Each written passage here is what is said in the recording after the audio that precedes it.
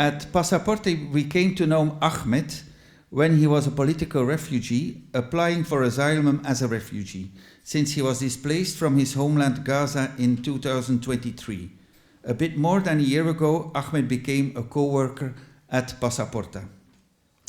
We found out that this young writer was very talented, and we decided together to set up a literary program. It will focus on two aspects: the Arabic world, culture and language, and secondly, this was Ahmed's proposition, to focus on the situation of exile, to which many people from the Middle East are condemned, finding themselves dislocated. Hence the title of the program, RIHLA, which means journey in Arabic.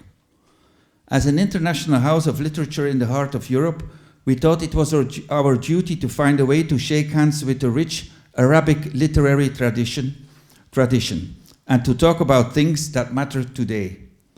To us, it's really important to stress that the program of today is an artistic expression and not a political manifesto.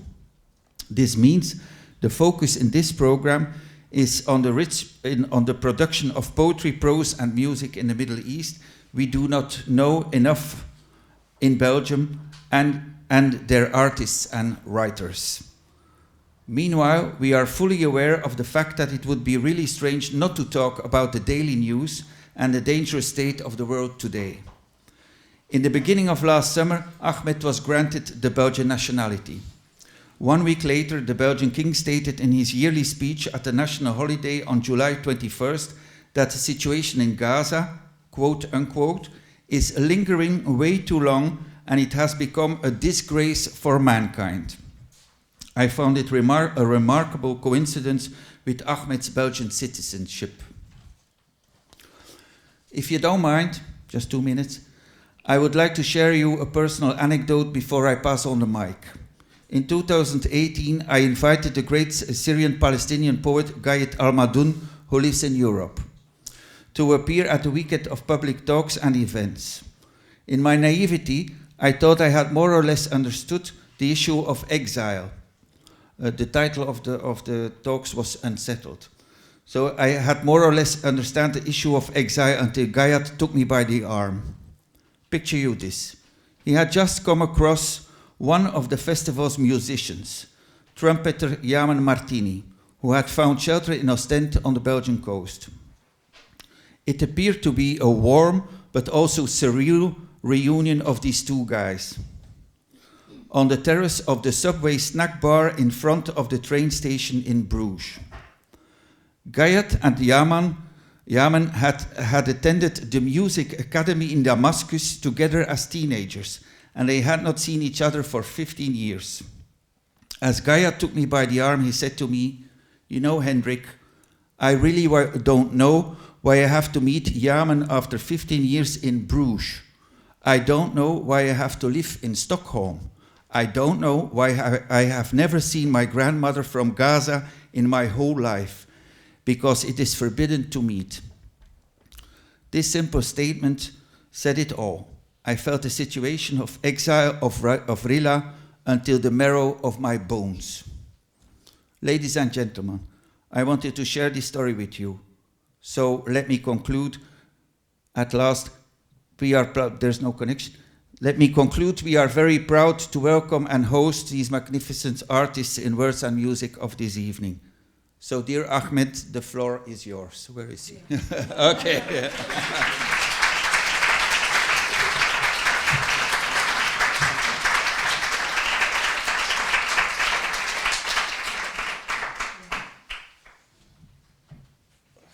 Hello, I'm Ahmed. Thanks, Hendrik. I'm gonna talk just about the program for tonight. I'm not gonna talk a lot, so I'm gonna give the author the space to talk. I would like to start with a piece of my poem, Remember That I Was a Good Man. قبل أن يطلقوا علي تهمة الحياة ويشرعوا في نسج سيرتي الذاتية، تذكروا أنني كنت ذبيحا مشردا على أرصفة اللجوء الذليلة، أنتظر من يتصدق علي بقبلة ووطن بديل.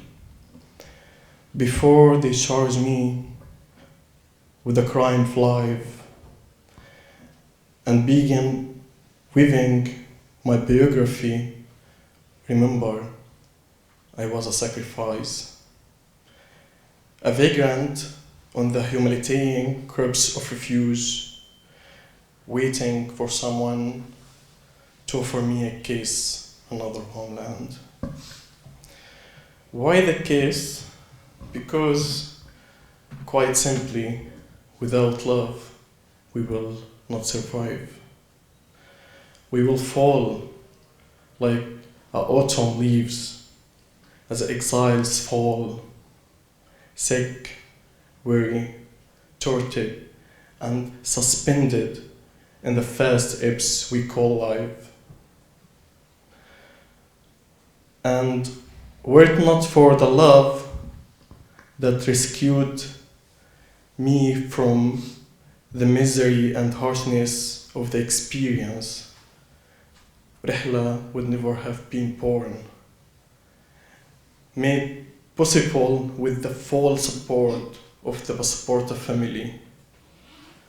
Through it, we take the first steps in our long journey after the release of the first issue of our magazine under the title Exile and Identity. RIHLA means journey, but each letter carries a meaning, a deeper meaning.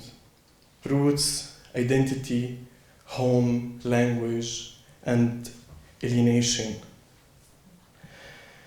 Tonight, through our program, we will try to reclaim these meanings and listen to them as they unfold in literature, words, and music, an effort to understand who we are, where we came from, and where we are heading. We will begin this journey with the musician Amel Sdiri to listen together to the sound of the sea, to sing for it, for our long drowning, and for what remains in our memory in our cold exile.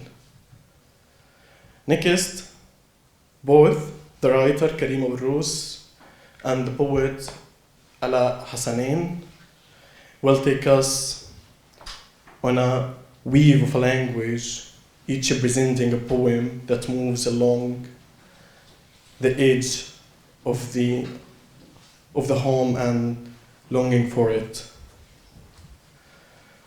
Then we will move to the conversation segment, where our moderator, Judith, will guide an open discussion about exile and identity, its questions at its manifestations, with a door with dear translator Ghassan al-Bardawil. After the discussion, we will open the floor to the audience for questions and contributions. Finally, Amel Sdiri will conclude the evening with the final musical performance. So, welcome to RIHLA.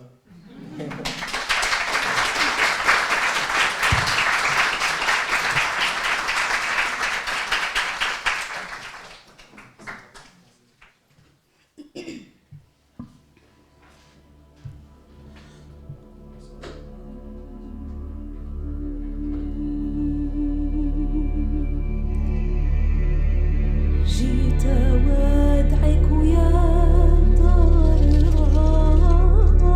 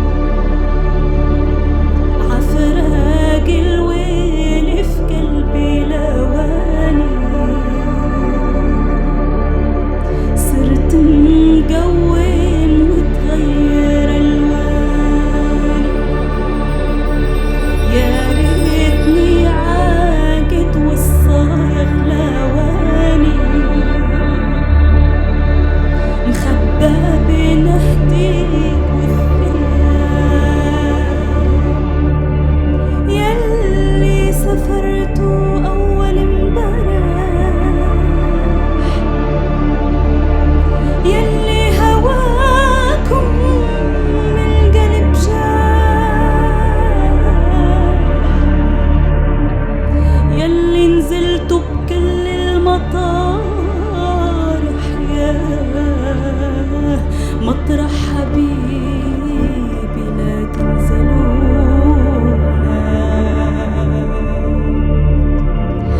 غربنا مغرب طالت غربتنا وبكوا علينا يا رفاقنا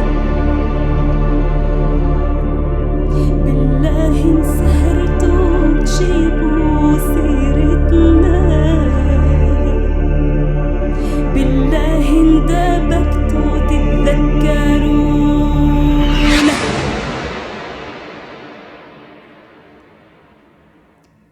عيونك سودوا يا حبير الدوالي دورين الدواء وانتي دوالي عالين ونومة حضنك دوالي ودوالي يا بين صدرك والحجاب جيت بدار خلاني بعدهم لقيت الدار قفرة بعدهم كيف تنام يا قلبي بعدهم حبايبك شيلوا بعيد لبات الليل وتقلب على العود كثر الهم خلاني كملعود يا تلقرف يمركب على عود سلام كثير ودي على الحبايب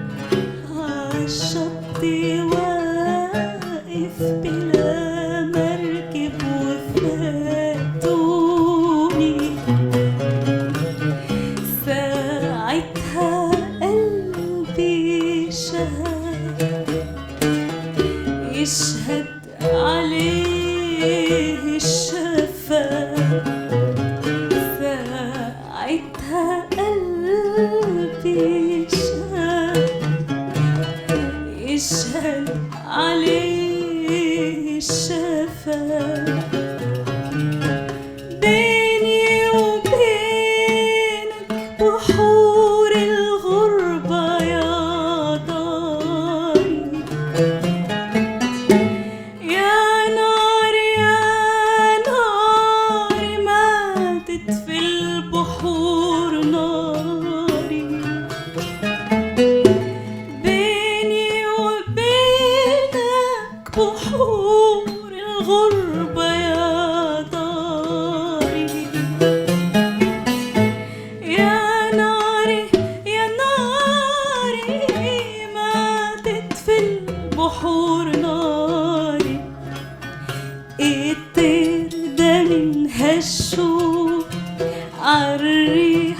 بنا عالشوق الطير ده منها الشوق عالريح بنا عالشوق يعود ريحان أخضر والغربة بتحشه يعود ريحان أخضر والغربة بتحش يا حبايبنا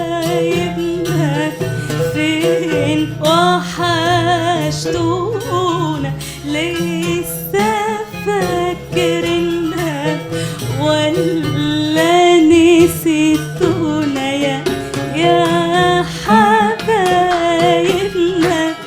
فين وحشتونا لسه فاكرنا ولا نسيتونا ده احنا في الغربة من الهوى دبنا وانتو في الغربة جوا في قلوبنا اوعوا تفتكروا اننا تبنا اوعوا تفتكروا اننا تبنا ما فرقونا ولا بعدونا مهما فرقونا ولا بعدونا يا حبايبنا.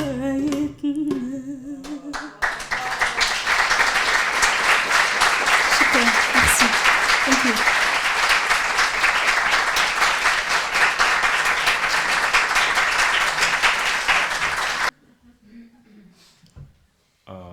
I will read a text. I wrote it 2022. It's about the exile.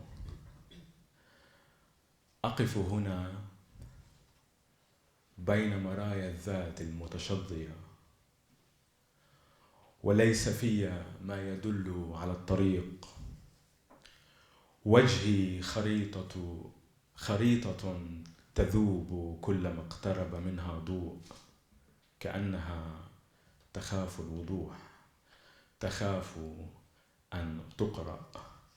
صوتي ظل يبحث عن جسده في لغات لا تفتح الأبواب يطرق يتعثر يعود خائبا إلى الحنجرة. أقول المنفى فتنكمش المسافة بين صدري وذكرياتي حتى تختنق. الكلمة نفسها خائفة من النطق. تعرف أنني لا أملك مكانا أضعها فيه لا رفا ولا ذاكرة مستقرة ولا لسانا واثقا. كل ما حولي مؤقت. الجدار ينتظر أن يهدم. المقعد يحفظ أثر عابرين قبلي. المقهى يتذكر وجوها أخرى. حتى الهواء الذي أتنفسه ينتظر أن يستبدل بغيره في رئتين أخرى. أمشي كما تمشي الريح في شارع مجهول بلا اتجاه بلا ثقل بلا أثر. أسمي الأشياء بأسماء ليست لها. أخونها بلساني كي لا تخونني بذاكرتها. وأخاف أن أعيد الاسم الصحيح فيستيقظ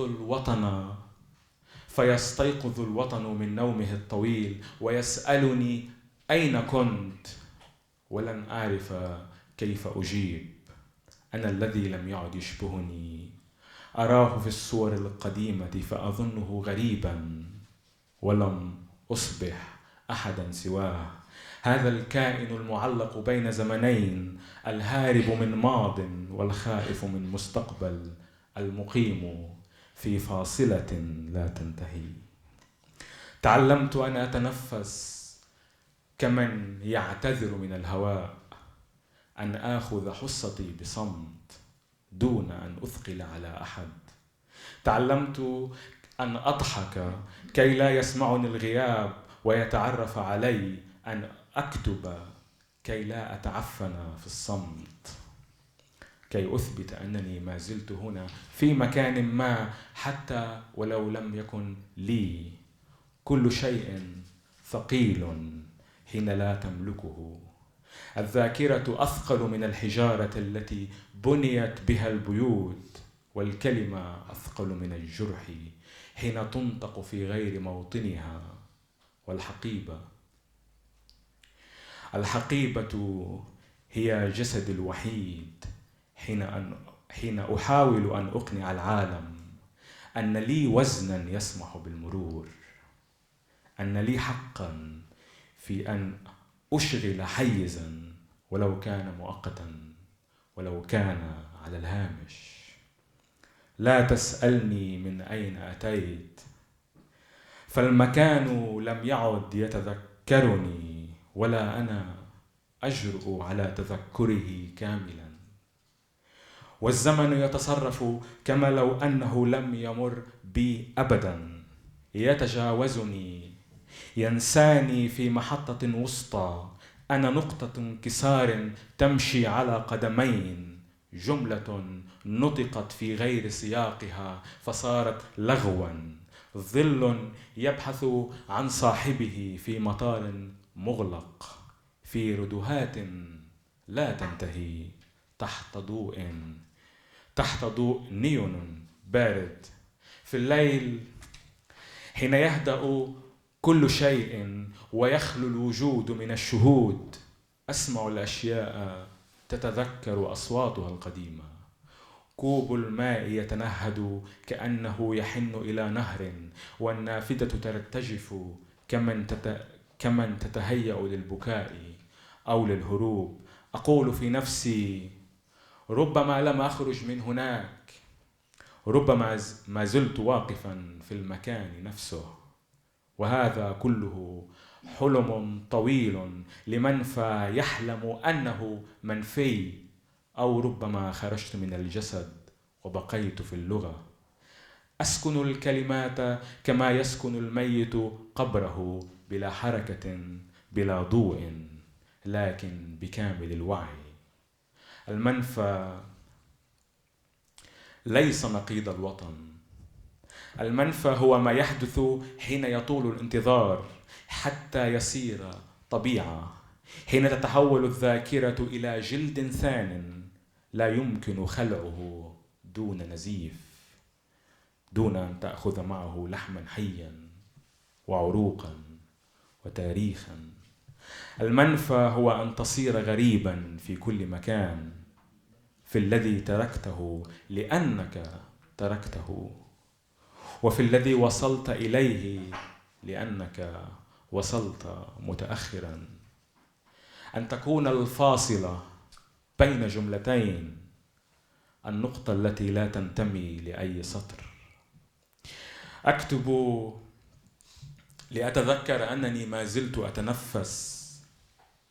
أكتب لأن الصمت صار أثقل من الحديد، يضغط على الصدر، يسد المنافذ. أكتب لأزن نفسي بالكلمات، وأتأكد أنني لم أتبخر بعد، أن لي كتلة ولو كانت من حروف. في كل نص أكتبه أحاول أن أستعيد ملامحي، أن أجمع ما تشظى مني في المحطات والحدود، لكن الحروف تسبقني دائما، تسقط في العتمة قبل أن أصل، تخونني كما خانتني الأمكنة. ربما اللغة تعرف أكثر مني، أنني لم أعد أصل إلى شيء كامل ولا أريد. الكمال مخيف. أريد فقط أن أكون أثرا واضحا في الغبار، صوتا يمشي بلا جسد يعبر الجدران، ذاكرة ترفض أن تدفن في حدود الوزن المسموح، ترفض أن تختصر في رقم جواز سفر. أنا لست منفياً، أنا المنفى حين يتعب من نفسه، حين يجلس على حافة الطريق ليستريح قليلاً، يخلع حذاءه، يتأمل قدميه المتورمتين ويتساءل: إلى أين كنت أذهب كل هذا الوقت؟ ثم يقوم مجبراً متعباً عنيداً ويواصل الرحيل، لأن المنفى لا يتوقف، المنفى حركة دائمة، سقوط مستمر، فرار لا ينتهي إلا حين يصير الفرار هو البيت.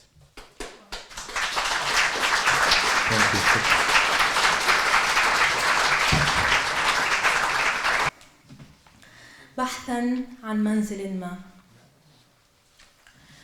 أحاول ألا أفكر في أشياء تدعو إلى الكآبة.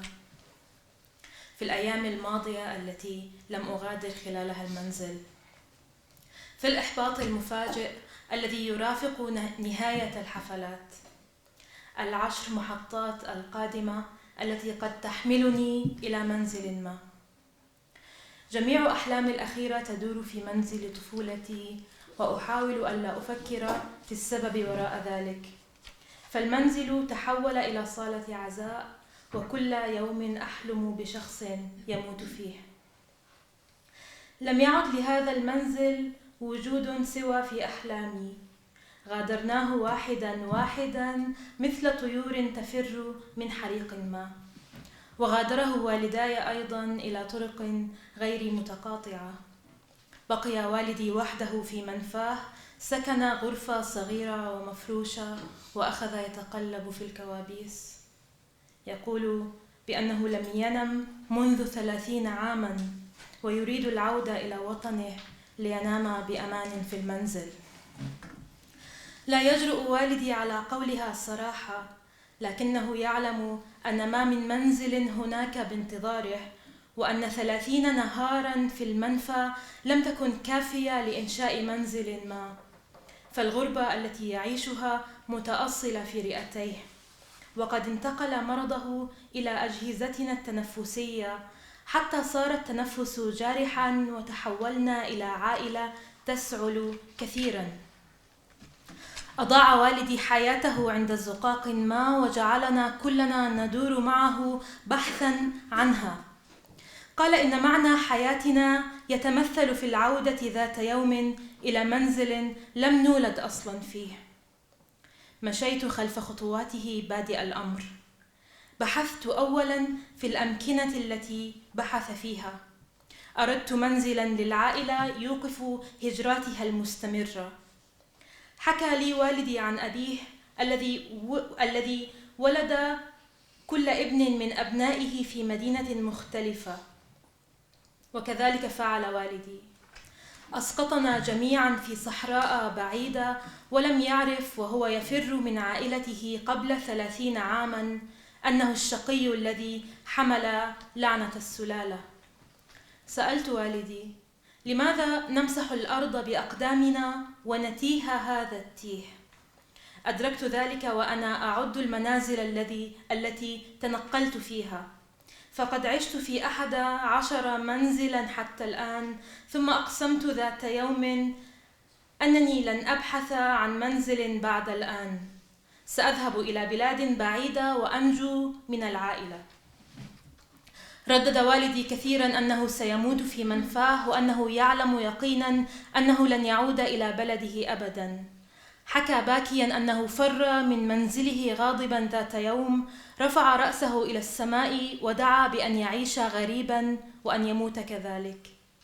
ونتيجة ذلك تشرد ل30 عاماً، لم يتمكن خلالها من العودة إلى بلده مرة أخرى، ولا من رؤية إخوته قبل أن يموتوا، حتى أن الأحفاد باعوا المنزل الذي تربى فيه، وما يزال يتخيل كل يوم أنه سيعود ليجد عائلته حية وكبيرة. لا يريد أن يفكر في أنهم ماتوا، وأن المنزل لم يعد موجوداً، وأنه يختار أن يتمسك بوهم كهذه لأنه لا يملك غيره. لا يستطيع أن يواجه أنه عاش وحيداً، وأغلب الظن أنه سيموت كذلك، وأن حياته دارت في حلقة مفرغة، حلم وحيد أراده وحال كل شيء دون تحقيقه. وكلنا كبرنا نحلم بالحلم نفسه. عرفنا أن التخلي عنه خيانة لجذر ما، وعلينا أن نظل نحلم بالمنزل الدافئ الذي يعود إليه الأولاد في إجازاتهم، بأم سعيدة وأب غير مصاب بالأورام. وأنا حدقت في هذه اللعنة، وحاولت فصل نفسي تدريجياً. قلت إنني يجب أن أقفز خارج هذه الدائرة، أن أتخلص من لعنة أجداد لم أعرفهم، أن أبدل دمي إذا لزم الأمر، أن أغير اسمي ولون شعري ولكنتي في الحديث. بحثت طويلاً عن منزل أعود إليه، عن أعياد للمرح وليست للشجار، عن أب لا يدور في التيه وأم لم تجمدها التعاسة. كنت أنام كثيراً في حفلات منازل أصدقائي، مثلت لي أجواء الفرح سريراً آمناً أغفو فيه. ثم حاولت صنع منزلي الخاص، جلست قبالة وحدتي حتى لم أعد أفكر في الفرار منها. أحدنا قد تمكن من أكل الآخر.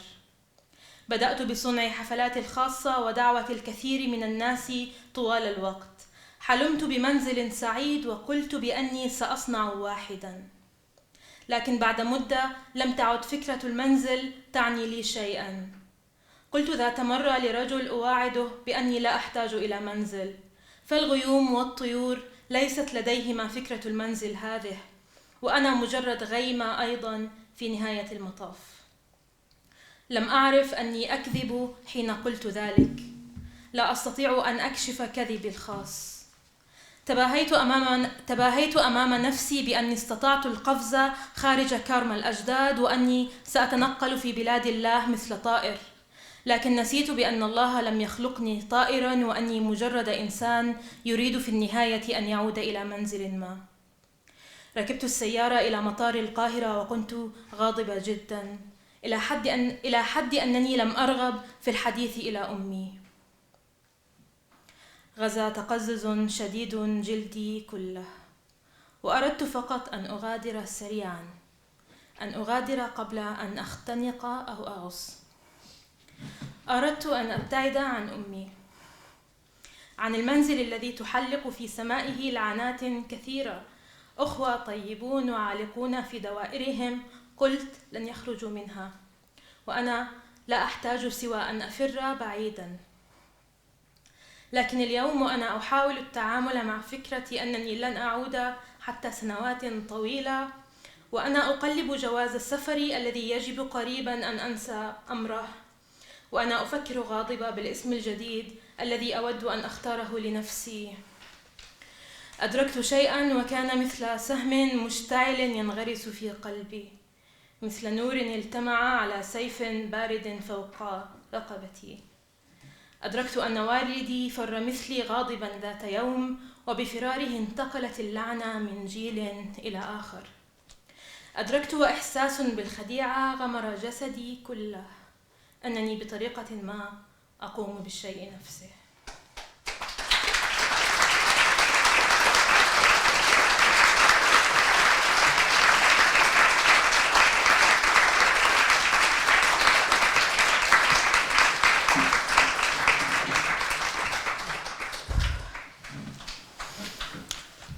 المنفى جميل.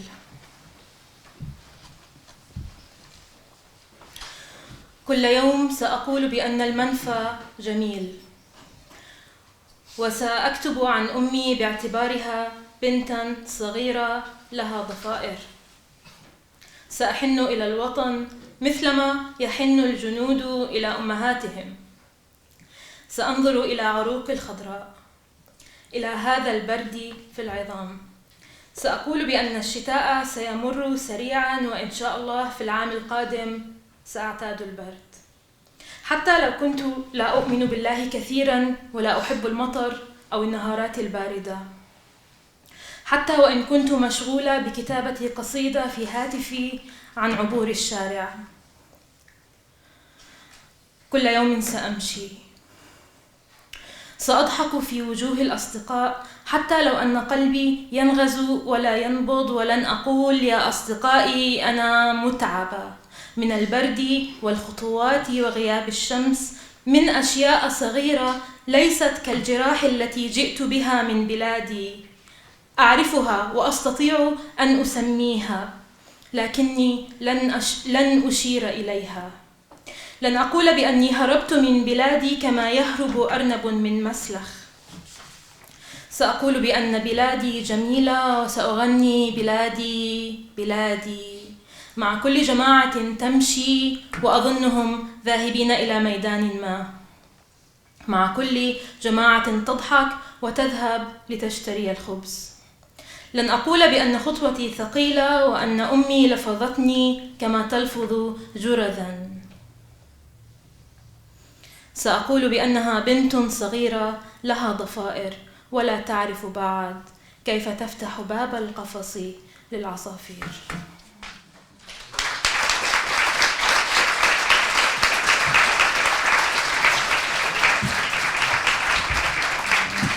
As we let those very touching words sink in, I will introduce our poets a little bit.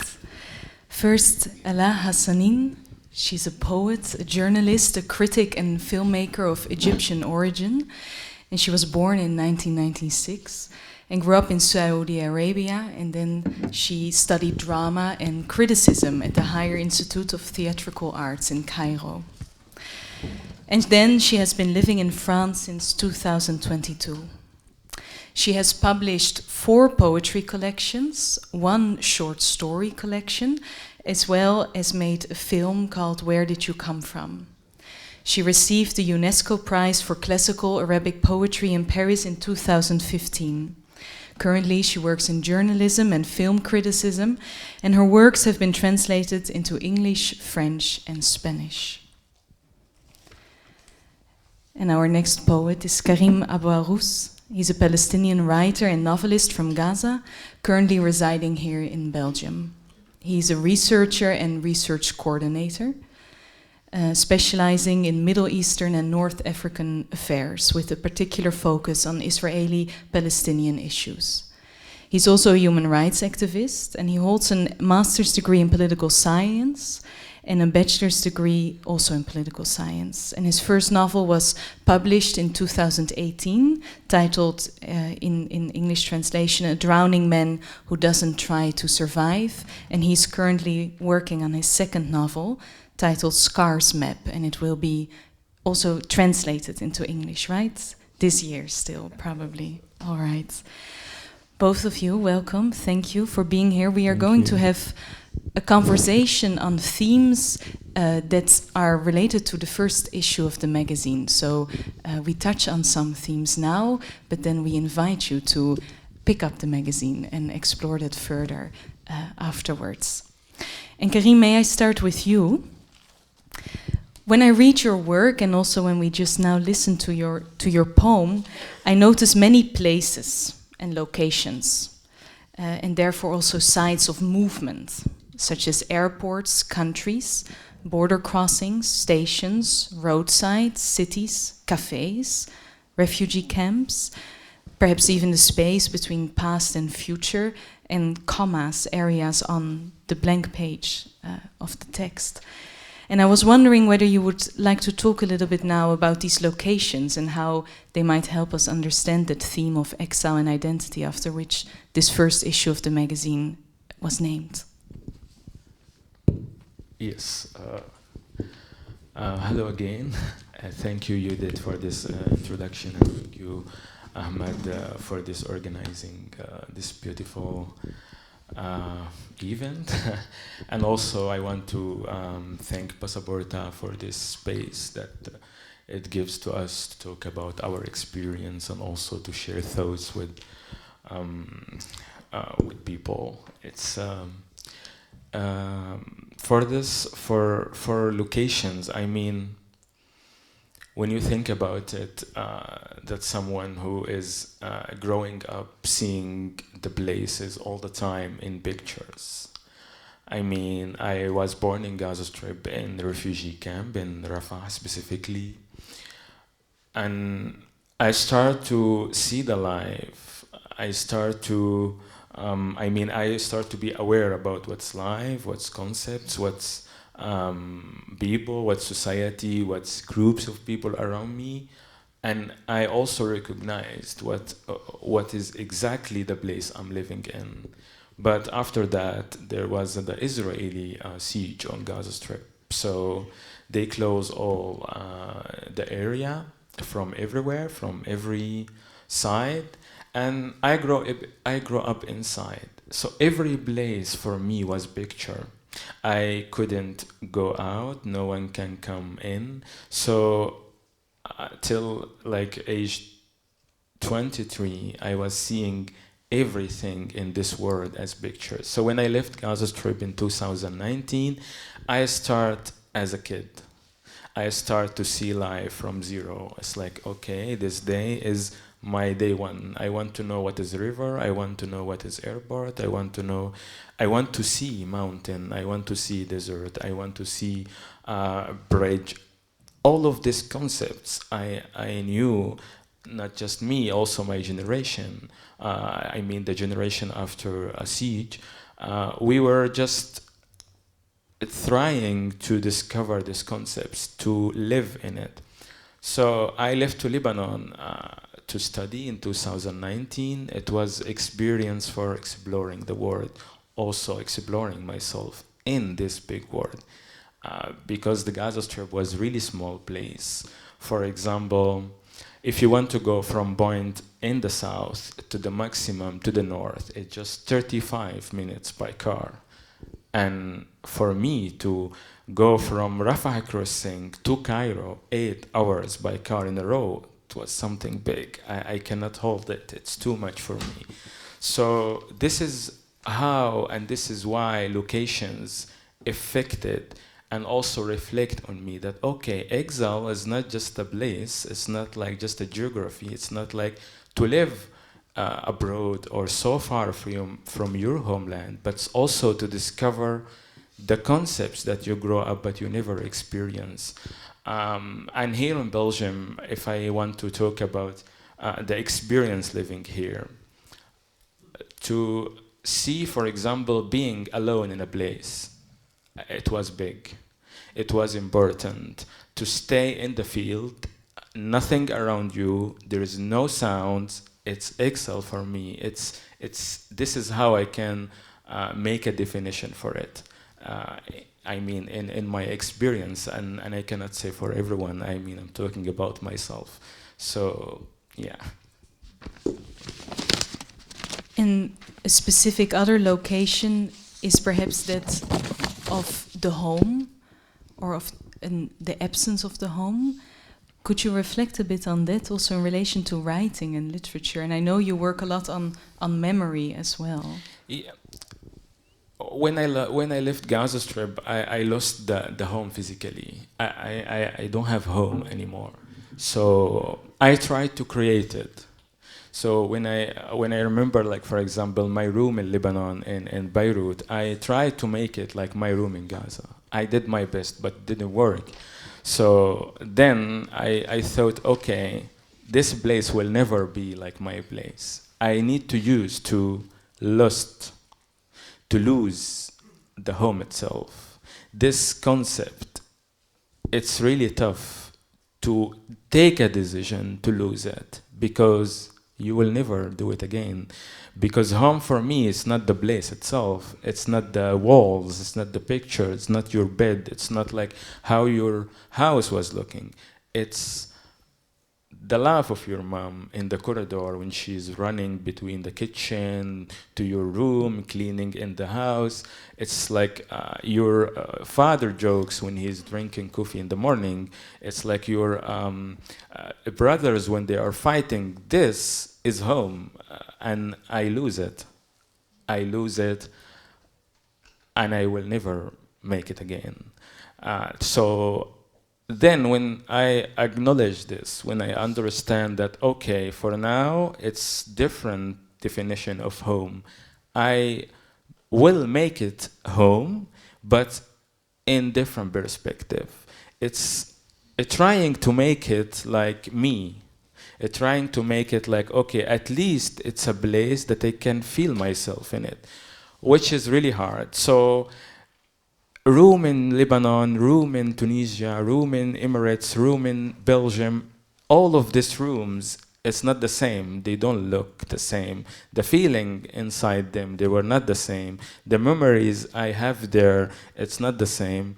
All of this changing, all of these locations, all of these memories, it's in the end myself, which I take it with me in the bag when I go. So my home is my memory, because I don't have my room in Lebanon anymore, but I have it here.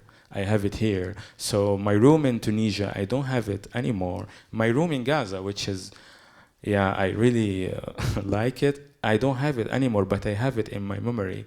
And that's why memory pushes us to write. Memory pushes us to keep hope and also to stay alive, because who made us is the memory and the homes itself.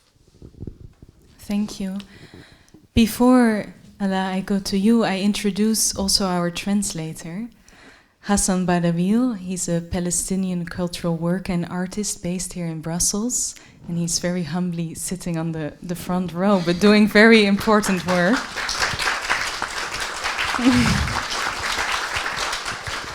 And he has organized and produced numerous cultural events. He's experienced on stage or front row translator from Arabic to English, a moderator and event coordinator with a focus on projects that explore the intersections of art, identity, and resistance, particularly within the Palestinian cultural context. So thank you for joining us also now. Alaa, Karim was talking about the home now, and you were born in Saudi Arabia, but from an Egyptian family. And then you lived in Cairo for a while after, and you have very touchingly written about that in the magazine, so I encourage you really to read that. It's a very touching piece.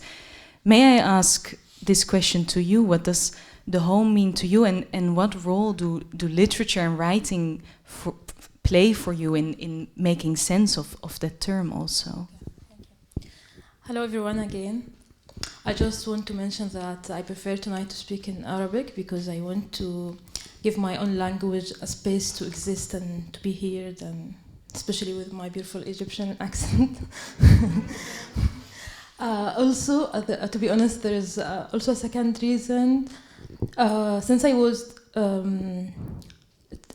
quand j'ai commencé à apprendre le français il y a 12 ans, I started mixing the two languages together, making a very funny, weird language. So sometimes I just need to speak in the three languages to make one phrase. So it will be easier for me and you to just speak in Arabic. Thank you. Okay. And with this disclaimer, I ask you, Alaa, to be understanding that my translation might not always meet, and please do let me know if I miss something, because I feel the audience deserves your entire message. Okay, thank you. Merci. Donc أنا ولدت في المملكة العربية السعودية لأبوين مصريين. وأظن بأني اكتشفت معنى الاغتراب باكرا جدا، ربما قبل أن أصطدم بالأسئلة الكبرى عن الاغتراب وعن الوطن وعن المنزل. كنت فقط أشعر بأن هناك شيء ما غير عادي أو شيء ما ينقصني بطريقة ما، لأنني لم أشعر بالانتماء في المدرسة، في المنزل. أيضا كان لعلاقتي المعقدة جدا مع أمي أثر كبير في عدم شعوري بالانتماء لأي مكان.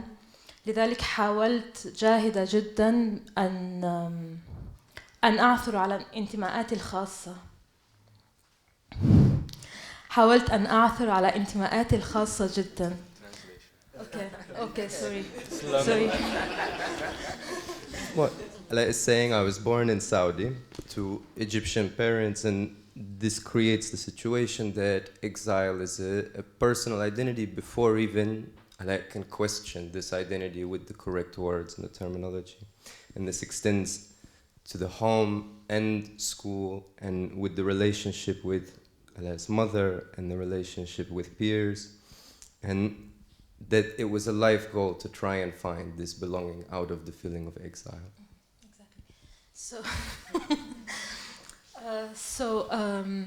وجدت الشعر باكرا جدا من حسن الحظ، رغم أني نشأت في بيئة كانت القراءة شبه ممنوعة ما عدا الكتب الدينية يعني. كنت أعثر على القصائد في بعض المجلات القليلة comment dire en arabe journal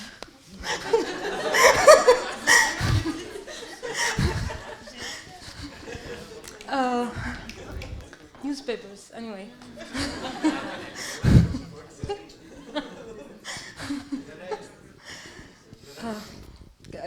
comment جرائد exactly.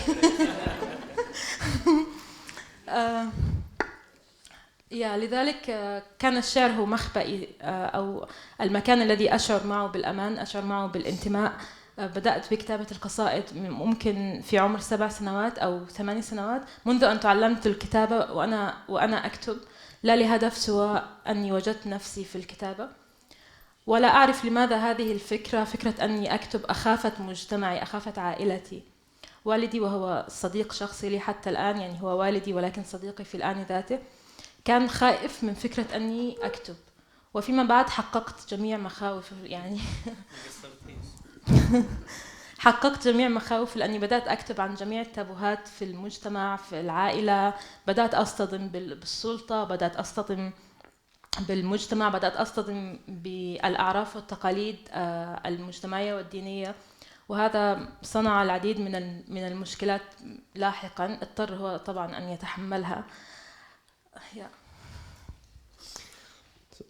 I can use first person pronouns, Alaa, if that's okay with you.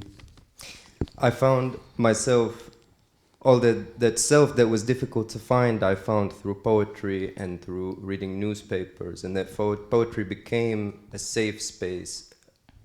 Since 7 or 8 years old, I began to write poetry since the moment I could write. And that terrified the community and the family for the ability that it can give me, that I wrote of taboos, that I made a friction with authority. Okay.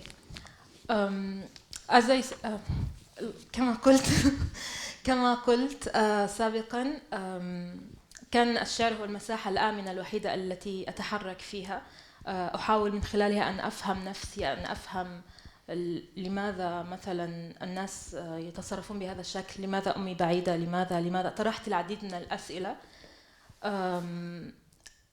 ولم أكن أعلم أنه من المحرم طرح الأسئلة. في بعض المجتمعات من المحرم أن تسأل. كنت طفلة شديدة الفضول، كنت أسأل طوال الوقت. في مرحلة ما اصطدمت بكل ما تربيت عليه وبدأت أعيد الأسئلة وأعيد اكتشاف العالم من حولي. وبالطبع على إثر ذلك اضطررت لترك السعودية، لأنه كنت على بعد في سن 19 كنت على بعد على مقربة من السجن والجلد بسبب قصيدة واحدة نشرت في إحدى الصحف. لذلك اضطررت إلى ترك الجامعة، إلى ترك المنزل، إلى ترك كل شيء والنجاة بنفسي فقط، لأنه لا يحق لي أن أسأل.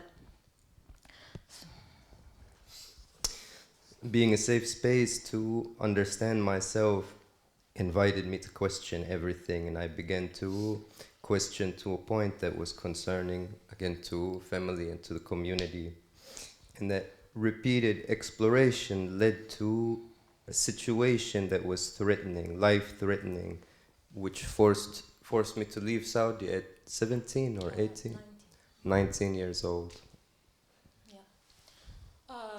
طبعا كانت لحظات مؤلمة في ذلك الوقت، يعني ما زلت أتذكر اللحظة التي أتت فيها الشرطة الدينية إلى المنزل واصطحبت والدي لتسأل فقط لماذا أكتب بهذا الشكل؟ لماذا أفكر بهذه الطريقة؟ لماذا؟ ومن حسن الحظ يعني أن والدي كان شديد الرحمة والتفهم رغم مكانته الاجتماعية في ذلك المجتمع، لكن ما زلت أذكر أنه احتوى هذه الموجة الغاضبة التي اجتاحتني، وهذا أوصلني لاحقا إلى بر الأمان نوعا ما. And the painful moments even led to a moment, maybe extreme, where the police arrived at the apartment, and my father, who was luckily understanding and patient despite the frustration, was able to help with the situation. لذلك كان معنى الحرية بالنسبة لي معنى حلمت بمصر سنوات طويلة لأنها مثلت لي نافذة للحرية. كنت عرفت مصر في السنوات الأولى بسبب قصص والدي، بسبب الأغاني التي اعتاد أن يغنيها لنا، رغم أننا كنا في مجتمع ديني يحرم الموسيقى والغناء، لكن رغم ذلك تسللت كل الموسيقى والأغاني التي تربى عليها والدي إلينا. كل القصص التي عاشها مثلت لي كما أسميه ذاكرة بديلة، تجربة أخرى أنا لم أعيشها بشكل شخصي لكن عشتها من خلال القصص. هذا ولد عندي شعور كبير جدا بالانتماء تجاه وطن أنا لم أعرف ولم أره في حياتي حتى عمر بعيد. لذلك مثلت لي قصص والدي ذاكرة أخرى وانتماء آخر. سأتحدث فيما بعد عن أزمتي مع القاهرة كوجود شخصي ومعها كمجرد فكرة أو حلم. The meaning of freedom ended up being relegated to being a dream of Egypt, and particularly with the myths, music, and stories that my father brought to our life in Saudi Arabia, and creating an alternative memory for me to be able to explore my identity in multiple nationalities, in multiple belongings. Maybe on that I would like to ask a follow-up question. Your essay in the magazine is accompanied by a very beautiful artwork titled Home by Alaa Hassanien, and it's on page 16, so you can look that up later. But I will give a description now. It shows two people leaning onto each other, and the torso of the person on the left consists of buildings and a night sky. The body is made of houses. In the essay that you wrote, in which this artwork is accompanying, you write, and I quote, "When you build a library in a house, it's because you have no intention of leaving it," unquote. If a body, like the body in the artwork, can consist of houses and homes and memories of homes and cities, do you think it can consist of libraries and stories too? And what do you think is the importance of carrying these stories? أعتقد بأننا يمكن أن ننجو فقط من خلال الحكايات. أنا بشكل شخصي نجوت من خلال الحكايات، لأني في مرحلة ما كنت معزولة عن التجربة، لم أكن أستطيع أن أمتلك تجربتي الشخصية، لذلك نجوت من الحكايات المتوارثة جيلا بعد جيل. أيضا نجوت بسبب الكتب والسينما، حيث منحتني القصص، منحتني التضامن والعزاء الإنساني. نجوت بسبب أني عرفت بأن هناك بشر آخرين غيري في هذا العالم يستطيعون، ربما عاشوا تجارب مشابهة ونجوا منها. تمرير كل هذه التجربة، تمرير القصص، تمرير الحكاية، هو ما ساعدني في مرحلة صعبة جدا من حياتي على النجاة. I believed always the only emancipation comes with the stories. And when I personally had a struggle with identity, I found survival in the knowledge that other people expressed, other people wrote with their experience and their capacity for identity building. أقول دائما بأني نجوت بسبب السينما، بسبب الشعر، بسبب الفن، وهناك في أرض الفن تحديدا وجدت ربما انتماء ما وعزاء ما. فيما بعد في كل المدن التي عشت فيها بنيت تجربة شخصية، بنيت نوع من الوطن، ربما ليس كاملا، ليس وطن حقيقي بشكل كامل. حتى الآن أستطيع أن أقول بأني أشعر بالاغتراب في العالم وأشعر بالانتماء للفن. I say that I always survived with cinema and stories and storytelling, and that building that personal experience and that parallel identity required the continuous narrative and the exploration of others' literature. شعرت بالاغتراب في العالم وبالانتماء للفن. And belonging to art, belonging to the world. We have time a little bit still, right? Or okay.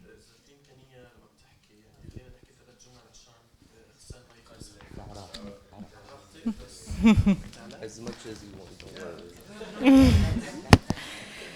Karim, can I turn to you briefly and to one of your essays in the magazine, and it builds a little bit, I think, on this. It is titled "My Bag That Weighs 20 Kilograms," and you give words in this essay to the sounds and images that cannot be taken with you in a backpack of maximum 20 kilograms.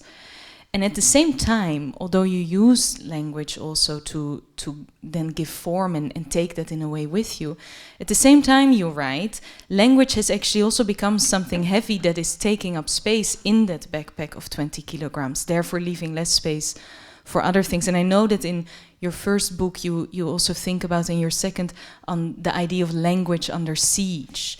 And I was wondering if you can say a little bit about this and what you think is the relation to that, also again in relation to memory and writing. Yeah, I prefer to continue in English, but if anyone wants me to speak in Arabic and translation, I can go for it. Mahmoud, citizen. Back to the experience of siege. Memory, language, writing, and I was discussing with you before this event about why I'm writing, and I feel it's like moral responsibility. If my experience tells me that every day that I have to write, I have to, because it's not a task. It's not like, okay, I feel like I have a lot of nice words, I want to put them in a page, or I have like a lot of imagination. My imagination also was sieged. So when I liberate my imagination, I find the language. I find that I can describe all of this pain, all of this experience, all of this past, all of these borders, pain also, in language. It was the only key, it was the only tool to create the memory itself. Like, for example, I was thinking about the event when I just was on the train, and I thought, okay, how I can describe language under siege. It's really hard to describe it, it's really hard to talk about it. And it's really also weird because it's out of context. You need to explain the whole context to get to know what is language under siege. So I find a picture, I will show it, it can explain a lot of stuff. And then I will continue to tell you about the memory. So here I have picture. It says, if you were born in Gaza in 2006, that means when you will be 2 years, you will have first aggression under siege. When you will be 5 years, you will have second aggression. Then when you will be 7 years old, you will have third war. And when you will be 11 years old, you will have, and your generation also, everyone around you, the Great March. It was in 2019. And when you will be 14 years old, you will have the fourth war aggression also. Then 15, the fifth. Then the ongoing war now, it's the sixth war. So your mind, your memory, your feeling, your body, your even look to the stuff around you, it's under aggression, it's crashed all the time. So you grow up with memory, it's already crashed all the time. There is aggression against it. So it's sieged language. You cannot use, you will know what is F-16 when you will be 4 years old. So you cannot make language, you cannot make memory, you cannot make like anything outside of this war context. So your language will be sieged, because what language you will have is siege, pain, war, dark, death, breaking news, ambulance, hospital, bombing. This is the words. It's repeating all the time in front of you. So your language will be sieged. As your body is sieged, as your memory is sieged, as your dream is sieged, as you as a human is sieged. So when you go out of Gaza, when you go out of this place, we'll go back to the memory. Okay, what is your memory then? My memory, even on Facebook, I tried it just to see what I was writing in 2012, all of it, it's about siege, all of it. Even the jokes, it's about siege. So, and this war came, and I wanted to describe my memory to someone. And he told me, okay, can you remember Rafah, for example? I told him, yes, I can remember Rafah, but it's a blocks now. It's, the Israeli army did this map. It's 105, 1000, like they like make blocks in the map. So I was living in 105. This is my block in Rafah, and I can show you this map. It's the Gaza Strip map, and I was living here. Then I wanted to remember myself, so I was going on like crazy, calling my family, calling my friends, calling my colleagues. Please tell me that you have picture of me. Please tell me that you still have like album or something, a Google photo, in your iPad, in your laptop, in your like book, anything. I didn't find any picture because I also lost my albums in this war. So finally, my father sent me a picture with him. It was the only picture. So this is how I can describe my memory. It's like this. So it's my picture in this map, in this siege, in this crashed. So when I want to talk about memory with language, I all the time say it was sieged. And to liberate it, I need to put it aside because there is nothing to go back. There is nothing to create more than all of this darkness. So language for me is the only thing that can make me exist. As a Karim who was living in Gaza Strip, who was playing in Rafah, who was going to this like Al-Najjar hospital. These names of stuff is not exist anymore. I'm talking about stuff, I don't have any evidence of them. I just have them in my mind, in my language, in my memory, and this is the collective of how I can represent myself, how I can represent my generation, how I can represent my people, my nation, my homeland, which is, for me, I'm in exile. So I cannot touch it, I cannot feel it, I cannot hear it, I cannot go through it, I cannot swim in the sea of it. So, yeah, the language is the memory, and when you liberate your language, you will liberate yourself, and you will create a new memory. And as Alaa said, like, ذاكرة بديلة, like a different, new memory, a new, how I can say it, like a new mentality of seeing the stuff around you, the things around you. It will be different language. Because I remember I wrote a text in 2014 and I say it on the national TV. So then when I finished, everyone after that called me. It's like really dark text.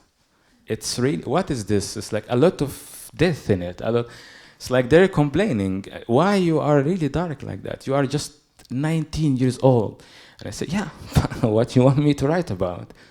I mean, this is what I live. This is my life, and I cannot fake it. I cannot I was sitting in this fancy restaurant with this beautiful girl, and this is like really nice red wine. It was not exist. What was exist is I'm running because I want to ask my neighbor, what is this plan? It was a new one. It was really fast, was really making a lot of noise. This is the language. Now the language is different, so you can see it in your writing. When you see what you write in 10 years ago, and now it's totally different, really totally different. Even how you read it is different. Yeah. Maybe building Alaa, Karim said he was also reflecting on why he writes. May I ask this question to you? Why do you write? في الحقيقة أنا لما أسأل نفسي أو ربما سألت قليلا لماذا أنا أكتب، لكن لم أنشغل بهذا السؤال كثيرا. أنا كتبت في البدء كاحتياج لأني أعيش، لأجل أن أعيش. سابقا عندما كنت في سن أصغر كنت اعتدت أن أقول بأني أكتب في اللحظة التي أوشك فيها على قتل نفسي، اللحظة التي أشعر فيها بأن الكتابة احتياج من أجل أن أعيش، من أجل أن أكمل في التنفس، من أجل أن أنجو. مررت بمراحل مظلمة كثيرة في صباي في مرحلة المراهقة وبداية الشباب، وكانت الكتابة هي الوسيلة الوحيدة التي تساعدني على أن أعيش. فيما بعد عندما انتقلت إلى القاهرة وغمرتني الحياة احتجت للكتابة أيضا من أجل أن أفهم نفسي، من أجل أن أفهم ما أعيشه. كان كل شيء غريبا وجديدا، فاحتجت أن أكتب حتى أفهم. الكتابة بالنسبة لي هي طريقة لمساءلة نفسي، لمساءلة العالم، لمساءلة الوجود. أنا أحاول دائما أن أتجنب الكتابة لأنها لحظة صادمة ومؤلمة، أضطر فيها أن أنبش في أعماق نفسي، أن أذهب إلى الظلمة بنفسي. لذلك أنا أتجنب لحظة الكتابة ما استطعت. عندما يجيء الشعر دائما إلي، أنا لا أذهب إليه. لذلك عندما يجيء الشعر إلي أعرف بأنه لا فرار من هذه اللحظة. لذلك أكتب فقط حتى أنجو. مثلا على سبيل المثال في هذه المرحلة من حياتي أشعر بأني أحسن حالا، أشعر بأني أستطيع أن أتنفس دون أن أحتاج للشعر. لذلك لم أكتب منذ زمن بعيد.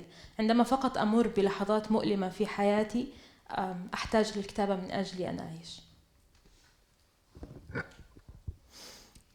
Thankfully, I haven't asked myself this as much as I could, or not very deeply, as writing is a need for my life. It's the time that I truly face life. It's the experience that helps me to live. In Cairo, everything was new after moving from Saudi, and writing was the only way to process some of this new information and to explore the new setting. And sometimes I avoid writing as much as possible from the emotion processing that comes with it, but it comes to me instead of me coming to it often. So I write to survive, and sometimes I feel I can breathe because I've written, and sometimes I notice that I can't breathe, and that means I need to write. Good job, Hassan. Habibi, Islam.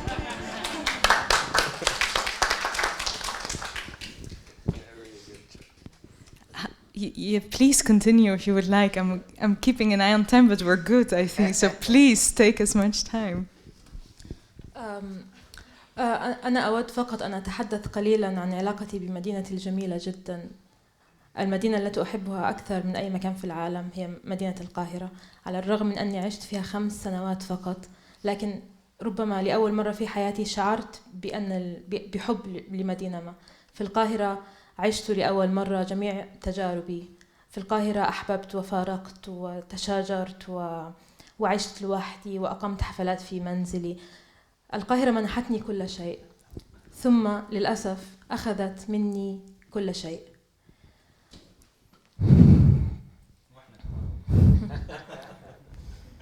So, to speak about my relationship with Cairo, that's a most beloved or favorite city, very formidable city for the experiences. You said 5 years that you lived there. Many of the first experiences of agency and personhood came in Cairo alongside many of the feelings of freedom that came with moving there and living in a different space. Tell me what I missed. منحتني التجربة الأولى من كل شيء. Many first experiences. وعندما انتقلت إلى فرنسا كنت أشعر بالأسى الشديد جدا لأنه كان علي من أجل سلامي الشخصي أن أغادر القاهرة. لكن مع الوقت أظن أصف دائما فرنسا بأنها منفى جميل. هي منفى لكنها جميلة للغاية، حتى أنني لا أستطيع سوى أن أقول بأنها المنفى الجميل. مع الوقت أظن بأن منفاي قد أصبح منزلي. And when I moved to France, I was bitter that Egypt was no longer my home, that I was forced to leave out of the danger for my safety. And now I find a beautiful exile out of France despite those initial experiences and a belonging there. And I feel like my exile has become my home now.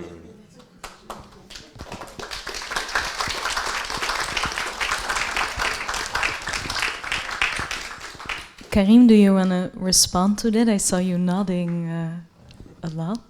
With what she said, Yeah. I actually find it really, I don't know, deep, beautiful, also tough. Because when you say my exiles became my home, it's you need to think a lot about it, and I can understand how it's really hard for women in Arab world. I cannot speak for women, but I can understand. I support, and I'm really glad and I'm really proud of Alaa and his experience and her experience. Actually, it was first time to hear this story. For me, it's like it's we are proud of you. This is what I want to add. Then maybe we have arrived at the final question, I think. I keep looking, over there's my clock. It keeps an eye on the time. And I think before we open the floor for the Q&A, I would like to ask a final question, because we've had many conversations about the magazine and the project, and we wanted to end with a big question that we will not be able to explore in its entirety at all, but maybe opens a moment of possibility for later on after the event to continue talking. And that is the big question of what is to you, and trust me, it doesn't come fully out of nowhere, although it will sound like that. What is to you the relation between truth and literature?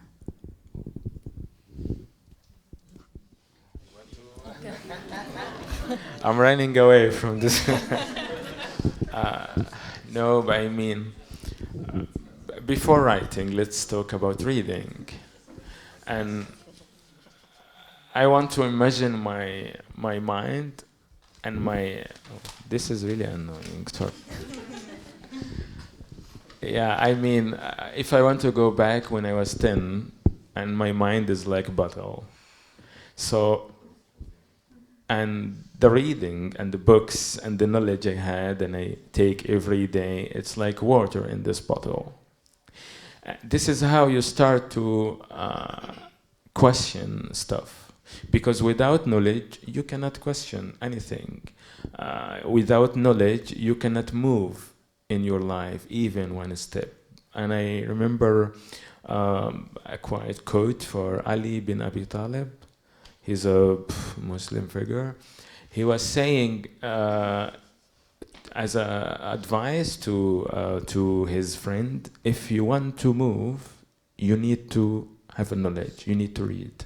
So this process makes you ask a lot of questions. But there is questions, there is no answer for it, and we all know that it's open question, and it will be forever open question. Literature help us to make this gap a little bit smaller, let's say, a little bit softer, because life is hard and it's really hard, but music, literature, art, I mean, makes it a little bit soft, makes it a little bit fun, makes it a little bit touchy, let's say. And the truth here is a big word. You cannot find it, but also everyone has a small truth. And this is a small truth guide us to some place. Literature help a lot in this path, a lot. And I guess, I hope everyone will get the truth. Tell us when you get it. Okay. For me, I think I lived in the dreams in my imagination. Okay, in Arabic. أعتقد أني عشت في خيالي وفي الحلم أكثر بكثير مما عشت في الواقع. أنا بدأت أعيش في الواقع فقط مؤخرا لأنه كان علي في مرحلة ما أن أعيش في الواقع، لكن أنا عشت في واقع بديل صنعته في خيالي أكبر سنوات كثيرة جدا، يعني أكثر بكثير مما عشت في الواقع. ولأجيب على هذا السؤال ربما أريد فقط أن أضيف قصة قد تكون طريفة رغم أنها في وقتها لم تكن طريفة على الإطلاق. في الحقيقة أريد أن أناقش هذا المفهوم من خلال رؤية المجتمع. السبب الذي دفعني لمغادرة القاهرة هو أني قبل عدة سنوات تقريبا، قبل 5 سنوات تقريبا، اضطررت لأن أرفع قضية على أحد الناشرين، قضية تحرش على أحد الناشرين. استمرت هذه القضية عدة أعوام. واجهت خلالها طبعا وحدي كل المصاعب مع البيئة، المجتمع الثقافي في القاهرة، مع العائلة، مع السلطة القضائية. والسبب الذي جعل القاضي يعطي هذا الشخص حكما بالبراءة هو أنه قال لي بالحرف: أنت كاتبة ومعتادة على تأليف القصص.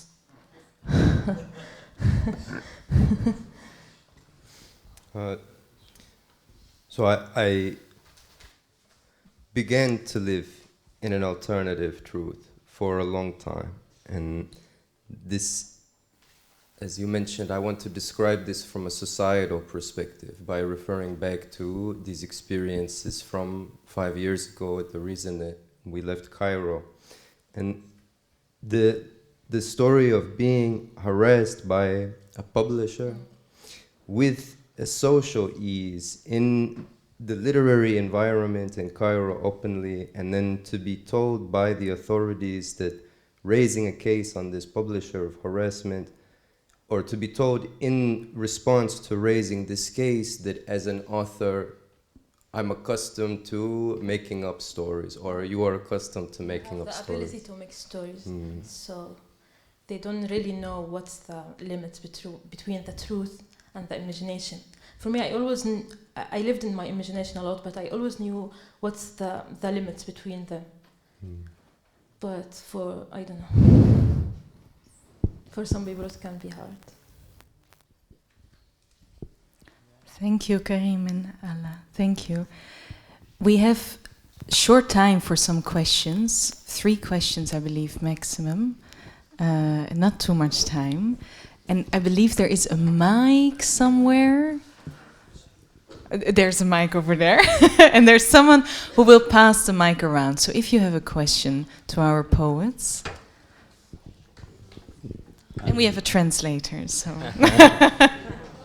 In Arabic or in English or French? French, okay.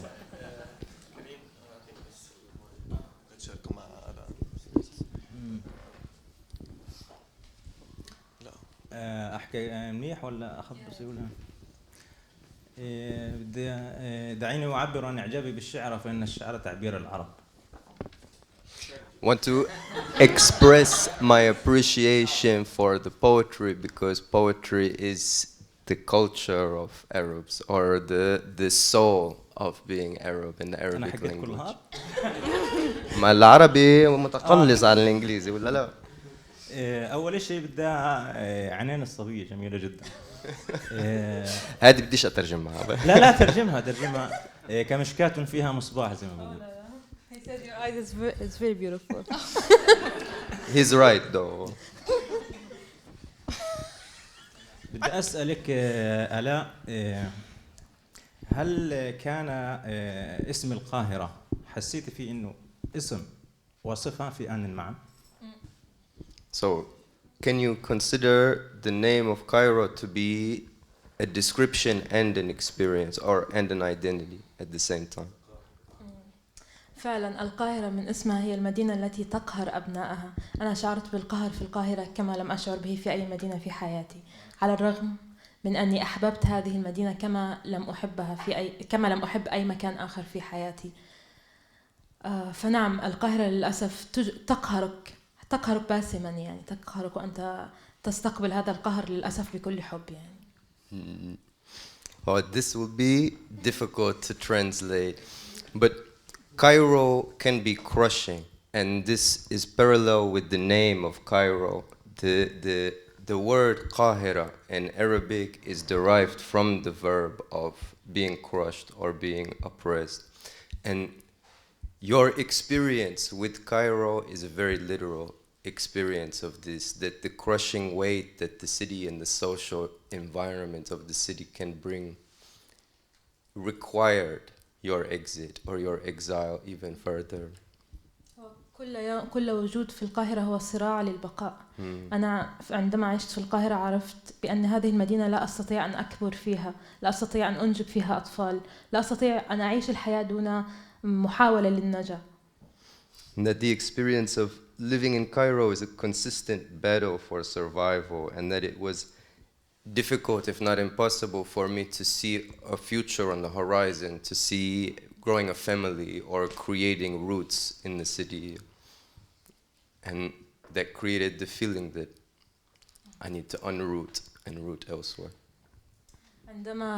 عندما جئت إلى فرنسا عرفت فعلا بأن الضفة الأخرى خضراء فعلا.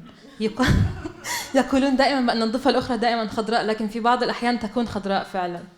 يعني في مرحلة ما شعرت بأن الحياة فاتتني لأني لم أعش هناك منذ البدء. يعني كان هناك الكثير من الصراعات المجانية ومحاولات البقاء.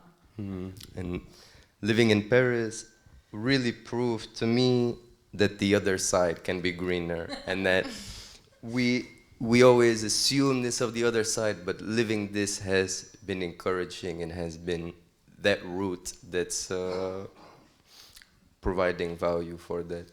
The home in exile, if I can use your term. Is there another question? Is he in the back? A question.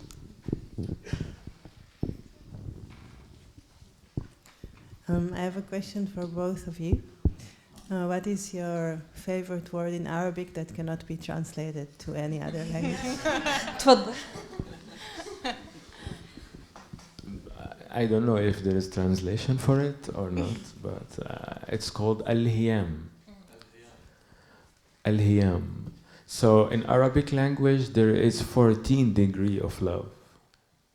So there is hub, there is ishq, there is gharam, there is a lot of... So you can find it like this, 14.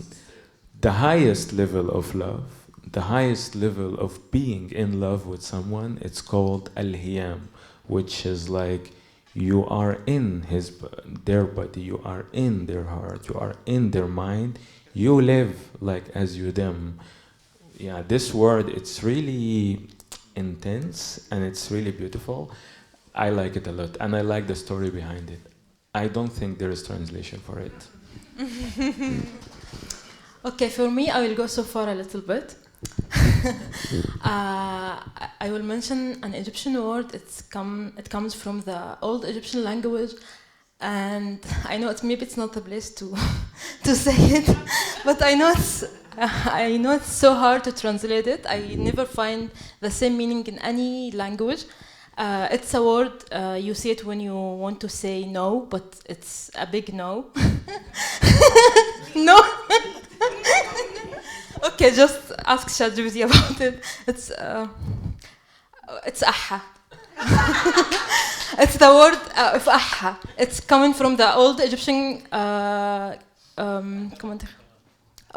language, and it continued with us until now, and a lot of Arab using it, and you can't ever translate this word to... And the people saying it when they want to say no, but it's a big no. They were saying it against to the government for during the revolution and everything. So they were just going to the street and going and saying aha. That's it. And end of the story. But now aha became really famous in Arab world, so everyone is using it. In Palestine, we use it when we want to say wow.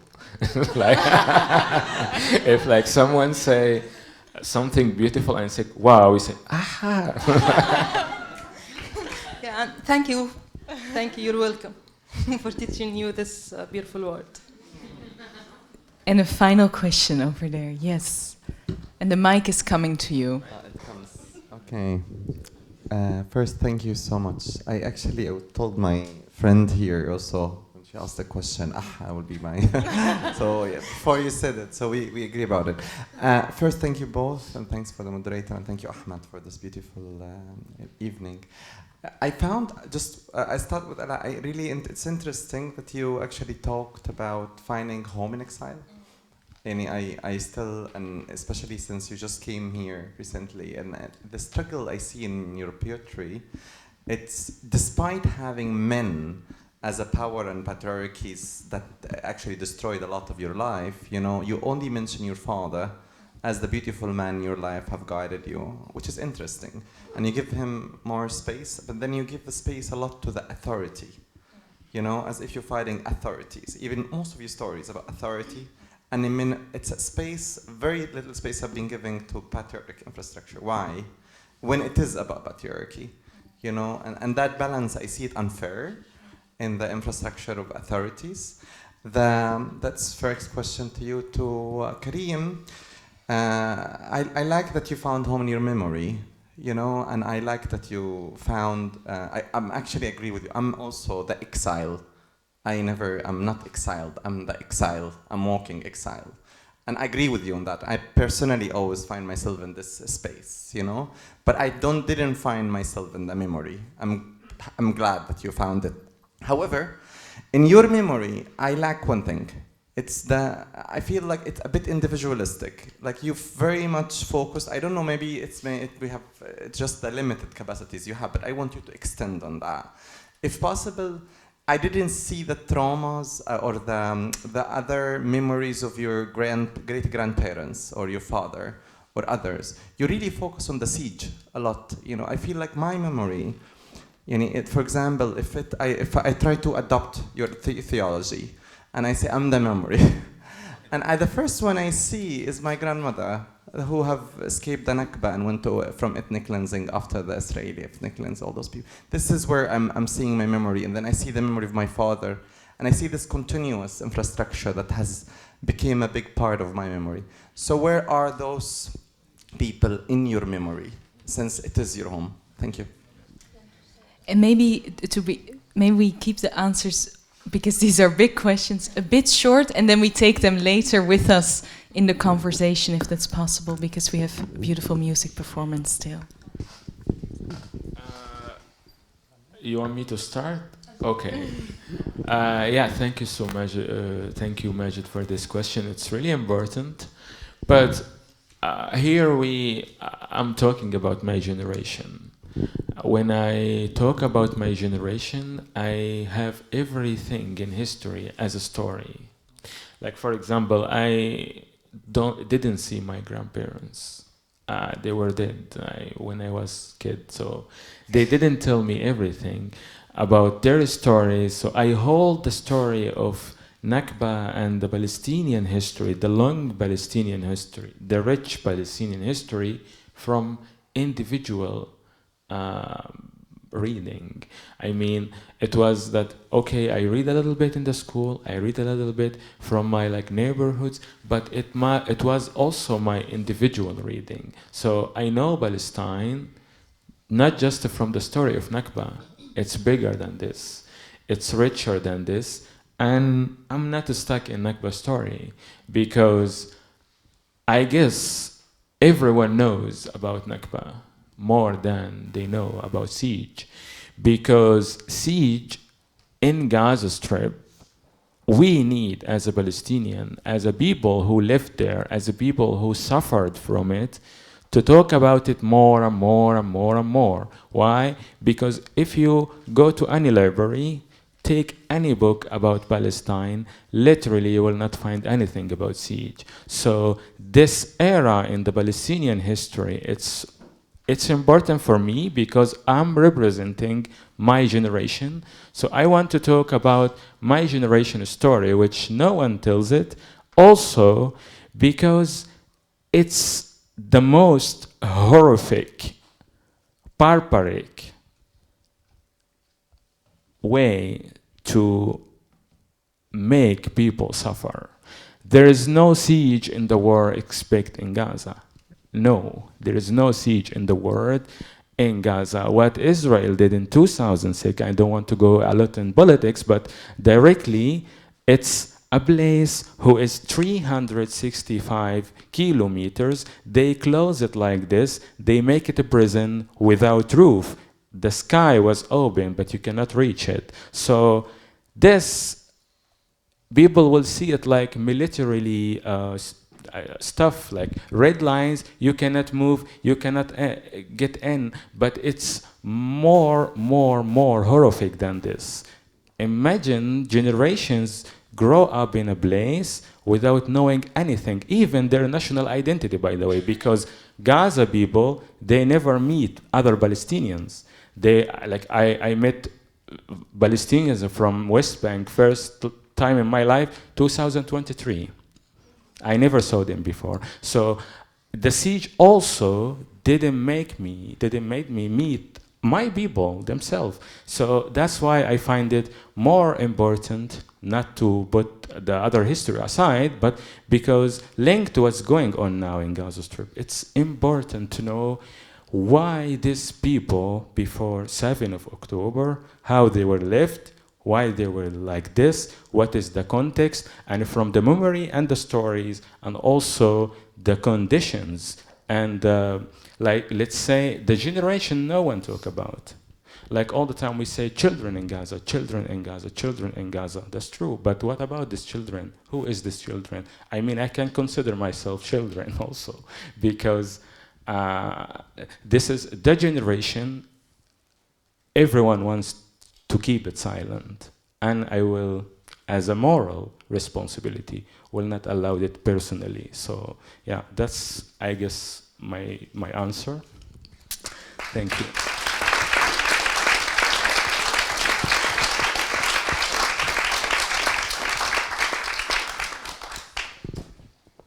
Okay, I already forgot your question, but okay. Okay. First, why I said my exile has become my home, because when I was growing up, I never found home. I don't have an image for a home. I don't have a place to belong or a community to. I had a big family in Cairo, but I never met them. So I never found that home. So instead of just searching for a home, I start searching for freedom. I start searching for security. I start searching for something I can touch with my own hands. So when I moved to France, I found that France gave me everything. It gave me a security. It gave me freedom. It gave me a space to heal, and I need it. And during 2 years in France, I didn't do anything, just going to therapy and trying to heal from all my past. So I really appreciate it. I really appreciate, okay, there were a lot of difficult moments, there were a lot of loneliness, there were a lot of, I don't know, feeling of I'm away of everything I know, but at the end, I could touch the feeling of security, and I could touch the freedom as well. And to answer the question about my father, actually, we had a very complex relationship. It was not easy all the time. But at the end, when I grew up, I found that my father was always there for me. It's easy to support someone when you understand them, but it's very difficult to support them when you don't understand them. And during my life, I found that my father didn't understand me, but at least he was there for me. He loved me. He supported me even when everyone was against me. So I don't have a problem with men themselves. I had a problem with the power that given to men, and the community was just treating us like we are not complete human. I was just trying to say I'm a human. I have the right to choose. I have the right to dream. Because when I was in Saudi Arabia, it was not allowed to dream for a woman. Everything was limited. I forced to wear clothes I didn't want to wear. I had to think in a way I didn't want to think. So I just was trying to take back my right of dreaming, my right of freedom. So I don't have I have a lot of many friends, many men friends was affected on me in my life. So I don't have a problem with men themselves, just with the power than with the rules, with the community. And I still think that it's very important to talk about women in the Arabic world, because it's not what we lived, it's not fair at all. Still in Egypt, for example, women are killing every day, and at the end the killer just go to the prison for 6 months, for 1 month, for 1 year. It's not a fair price for our lives. We deserve more.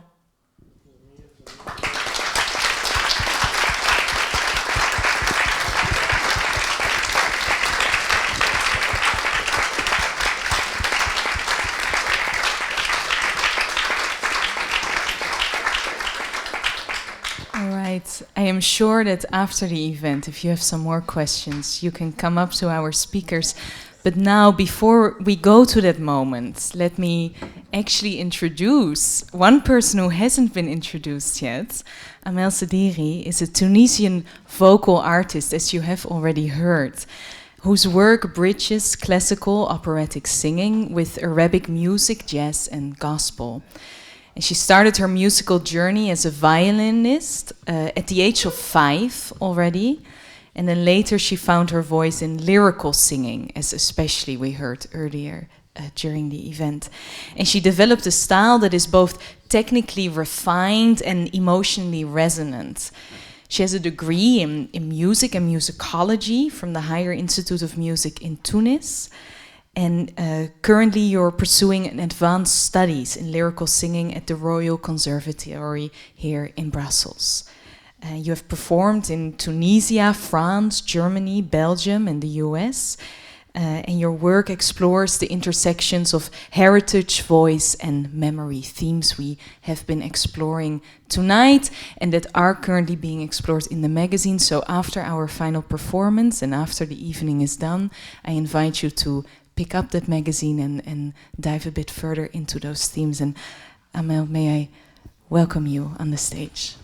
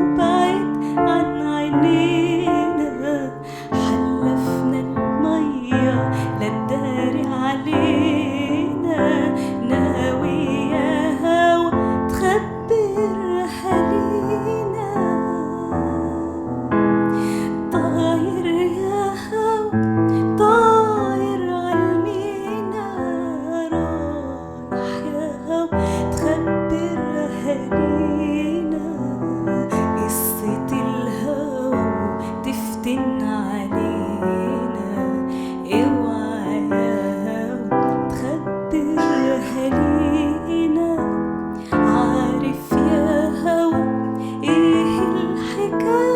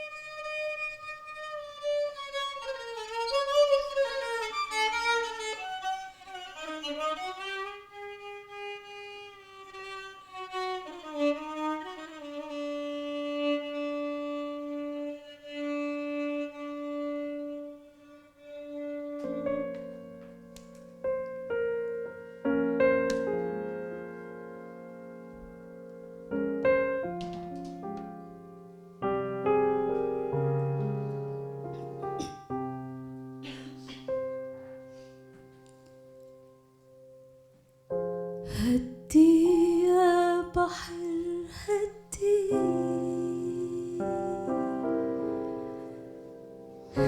طولنا في غيبتنا ودي سلامي ودي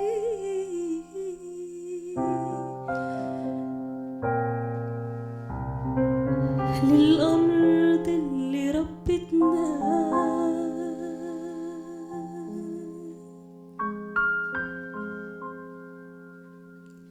هدي يا بحر هدي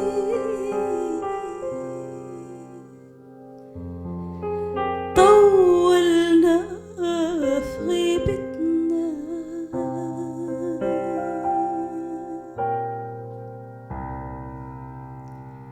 ودي سلامي ودي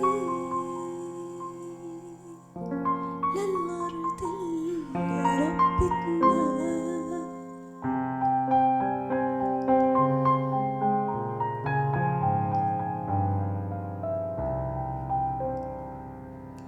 سلمني عالزيتون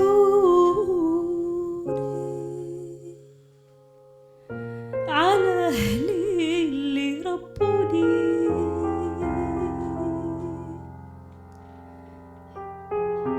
بعد أمي الحنوني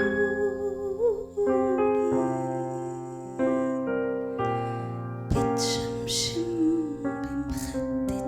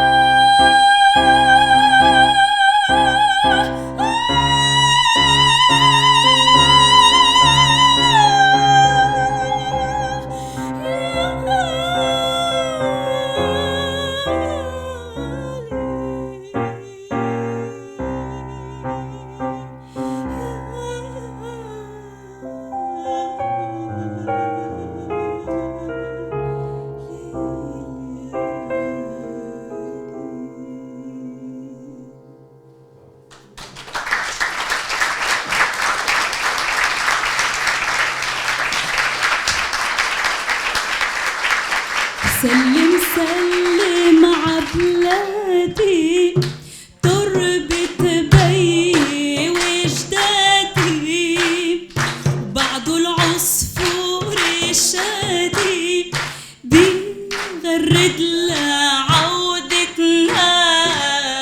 وهدي يا بحر هدي طول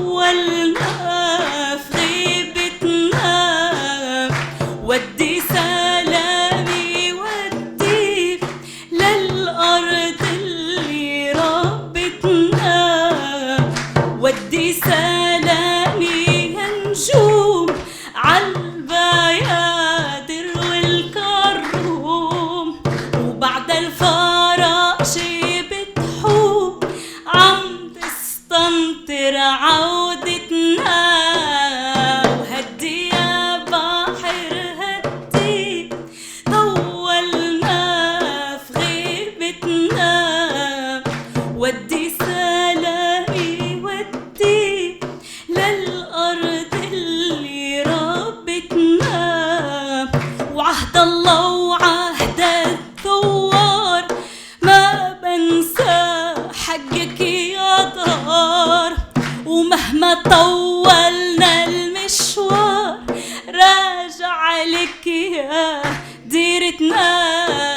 وهدي يا بحر هدي طولنا في غيبتنا، ودي سلامي ودي للأرض اللي ربتنا.